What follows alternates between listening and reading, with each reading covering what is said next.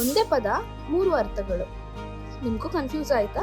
ಬನ್ನಿ ಈ ಒಂದು ವಿಡಿಯೋನಲ್ಲಿ ಅದೇನು ಅಂತ ಕಲ್ತ್ಕೊಳ್ಳಿ. ಇವತ್ತಿನ ಪದ ಬಂದು ಬ್ಯಾಂಕ್.